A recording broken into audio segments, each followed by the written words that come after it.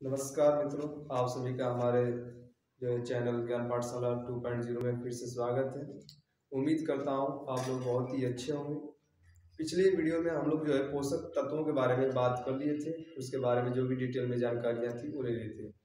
आज हम बात करने वाले हैं जो है एक और जो कार्बनिक पदार्थ होता है जिसका नाम होता है विटामिन। उस विटामिन के बारे में डिटेल में चलने वाले हैं, तो उसके बारे में आज जानकारी लेंगे कि विटामिन क्या होता है, विटामिन शरीर के लिए क्यों आवश्यक है और कितने प्रकार के विटामिन होते हैं। इन सभी की जानकारी आज यहाँ इस वीडियो के माध्यम से ले लेंगे। तो चलते हैं दोस्तों, देखते हैं विटामिन जो होता है ये एक कार्बनिक पदार्थ होता है। कार्बनिक पदार्थ का मतलब दोस्तों ये होता है कि इसके अंदर भी कार्बन की मात्रा होती है। जो विटामिन होता है उसको उसके अंदर भी जो कार्बन पाया जाता है, तो इसलिए इसको कार्बनिक पदार्थ रखा गया है। इंग्लिश में जो है इसको ऑर्गेनिक कहते हैं विटामिन को। विटामिन क्या होता है दोस्तों कि ये एक जटिल कार्बनिक पदार्थ होता है और ये हमारे शरीर की रक्षा करता है। अगर अगर कहा जाए तो ये जो विटामिन होता है वो हमारे शरीर की जो है रक्षा करता है, मतलब रोगों से लड़ने की क्षमता प्रदान करता है। विटामिन की अगर बात करें दोस्तों, तो विटामिन जो होता है इसकी जो खोज किए थे, तो खोजकर्ता N.I. लूनी ने खोज किया था, वो भी सन 1880 में किया था। N.I. लूनी एक वैज्ञानिक थे जिन्होंने 1880 में जो है विटामिन की खोज की थी। लेकिन अगर देखा जाए तो जो नामकरण किया था, तो नामकरण उनका किया था फंक नामक वैज्ञानिक ने सन 1912 में। जो नामकरण की बात करेंगे तो विटामिन का नामकरण दूसरे वैज्ञानिक किए हैं फंक 1912 में। और अगर वैज्ञानिक खोज की बात की जाए तो N.I. लूनी 1880 में इनकी मतलब विटामिन की खोज की थी। विटामिन क्या है दोस्तों? तो विटामिन जो है एक जटिल कार्बनिक पदार्थ है जो हमारे शरीर की रक्षा करता है। अगर कहा जाए तो विटामिन हमारे शरीर को जो भोजन से प्राप्त होता है। अगर जो भोजन करते हैं उसमें से विटामिन प्राप्त होता है। विटामिन देख रहे थे दोस्तों, दो प्रकार के होते हैं घुलनशीलता के आधार पर। घुलनशीलता का मतलब दोस्तों जो घुल जाए, तो घुलनशीलता के आधार पर विटामिन जो होते हैं दो प्रकार के होते हैं। एक विटामिन जो होता है जिसे वसा में घुलनशील कहते हैं, इंग्लिश में इसको फैट सॉल्युबल बोलते हैं, मतलब वसा में घुल जाता है। दूसरा विटामिन जो होते हैं वो जल में घुलनशील होते हैं, मतलब वो जल में पानी में घुल जाते हैं, तो इन्हें वाटर सॉल्युबल कहा जाता है। अब देखेंगे दोस्तों कि जो वसा में घुलनशील विटामिन होते हैं उनमें पहला विटामिन ए आता है, दूसरा विटामिन डी आता है, विटामिन ई आता है और विटामिन के आता है। ये जो होते हैं vitamin A, vitamin D, vitamin E और विटामिन के, ये जो होते हैं वसा में घुल जाते हैं। वसा मतलब फैट। और जो देखते हैं विटामिन जो बी होता है और सी होता है, तो ये बी और सी जो है जल में घुल जाते हैं, जल में घुलते हैं, वसा में नहीं घुलते हैं, जल में घुलते हैं। अब इसको याद कैसे करेंगे दोस्तों? इसको याद करने का एक मैं आपको तरीका बता रहा हूँ कि जो वसा होता है, वसा में आप देखेंगे तो स आ रहा है और व आ रहा है, तो व को आप जो है ब से मान लेंगे, तो समझने के लिए व को आप मान लेंगे ब और स है ये, तो ब और स मतलब बी और सी वाला इसमें नहीं रहेगा।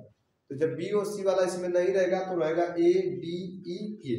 यहाँ से आपको थोड़ा सा आसानी होगा याद करने में कि कौन सा विटामिन वसा में घुलनशील नहीं है। तो जो वसा है, वसा में व और स आ रहा है, तो व और स का मतलब बी और सी यहाँ पर नहीं रहेगा, तो बी और सी वसा में नहीं रहेगा तो दोस्तों तो जल में रहेगा। अब अगर बात करें विटामिन ए की, तो विटामिन ए जो होता है दोस्तों इसके बारे में अभी डिटेल में चलेंगे, अभी फिलहाल के लिए देख लेते हैं। तो विटामिन ए जो होता है इससे रतौंधी नामक रोग होता है। अगर विटामिन ए की शरीर में कमी हो जाए तो रतौंधी हो जाता है, इसको जो है नाइट ब्लाइंडनेस के नाम से जानते हैं। विटामिन ए जो होता है पीले फलों में पाया जाता है, जो फल होते हैं पीले फल होते हैं उनमें जो है विटामिन ए मिल जाता है। अगर विटामिन डी की बात करें दोस्तों, तो विटामिन डी की कमी अगर हो जाए शरीर में तो कमी से इसके रिकेट्स नामक रोग हो जाता है, जिसको हिंदी में सूखा रोग के नाम से जानते हैं। और देहात वाले जो लोग होते हैं, गांव वाले लोग होते हैं, उसको सुखंडी के नाम से जानते हैं, तो वो रिकेट्स हो जाता है। विटामिन ई की बात करें दोस्तों, तो विटामिन जो ई होता है इससे नपुंसकता हो जाती है। आदमी अगर इसकी कमी हो जाए तो नपुंसकता का जो है रोग होता है वो हो जाता है।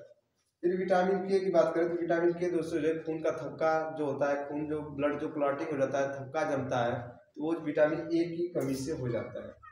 तो ये चलते हैं विटामिन से। विटामिन बी की बात करें दोस्तों, तो विटामिन बी जो होता है इससे बेरी बेरी रोग होता है। और बेरी बेरी रोग के कौन सा रोग होता है दोस्तों? तो ये त्वचा संबंधित रोग होता है, मतलब स्किन प्रॉब्लम जो आते हैं, धब्बे हो जाते हैं त्वचा पर, तो वो सारे जो प्रॉब्लम्स होते हैं विटामिन बी की कमी से मतलब बेरी बेरी के कैटेगरी में आते हैं।